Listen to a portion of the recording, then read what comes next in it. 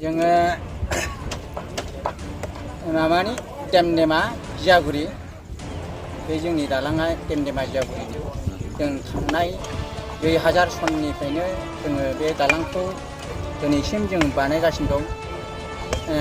आजिखालि जों 23 बोसोरसो जाबाय।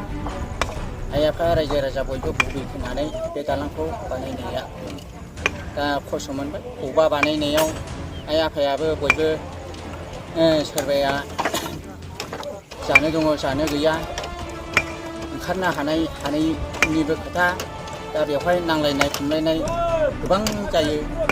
जों बिनि थाखायनो जों गभर्नमेन्टनाव जों आसा खालामो जायखि गभर्नमेन्ट जाया मानो जोङो गभर्नमेन्टखौ जों मोजां मोनो।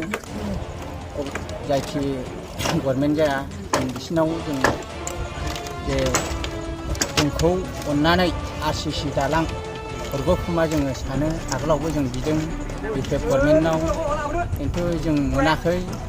दा जायनाखि रुलिं सोलिगासिनो दं गभर्नमेन्ट जों बिसिनावबो जों जे बुंहरबाय जे जागौखोमा जों आसा खालामो।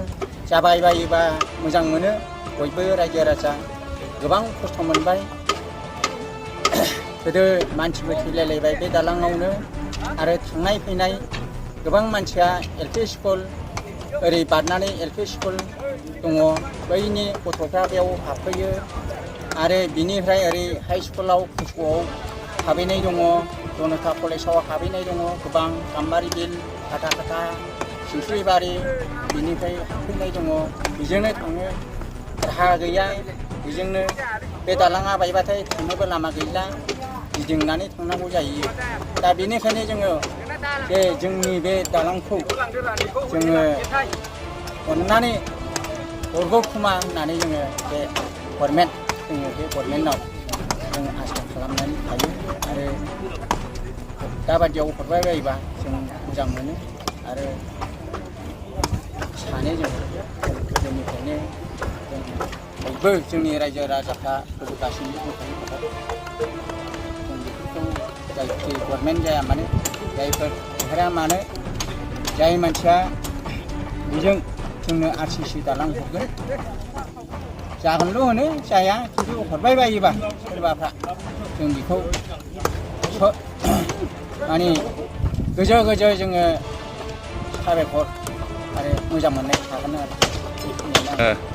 दानि बे समाव आङो साफ्रोमबो रायजो राजाफोरनि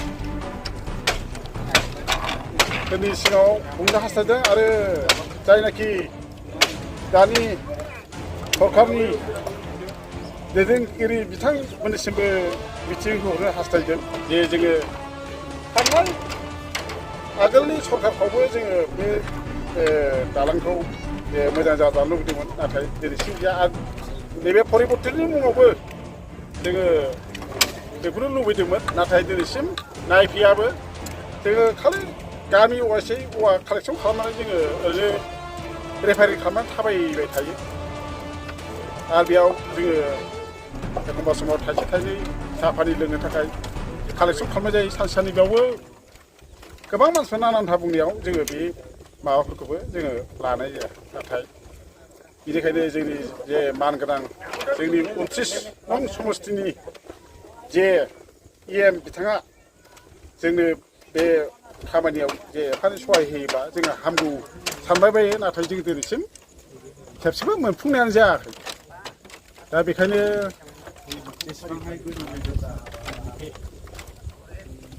जे नैबे दानि जेनाखि रुलिं सरकार बे सरकारनिसिम मिथिहरनाय जायो जे थाबैनो बे लामाखौ एक्सन लायो जेन' माबा मोनसे राहाखौ जोंनि थाखाय खालामना होयो। जेराव गोबां गामिनि गोबां फरायसाफ्रा जेराव बे लामाजोंनो थांलाय फैलाय आहान जाहान खालामो। बे दालांनि थाखायनो एखमबा समाव गोग्लैनाय दुखु सैनांनाय बेबादि समस्या जायो। ओंखायनो बे दालांनि थाखाय थाबैनो एक्सन लानो थाखाय मिथिहोहरनाय जाबाय।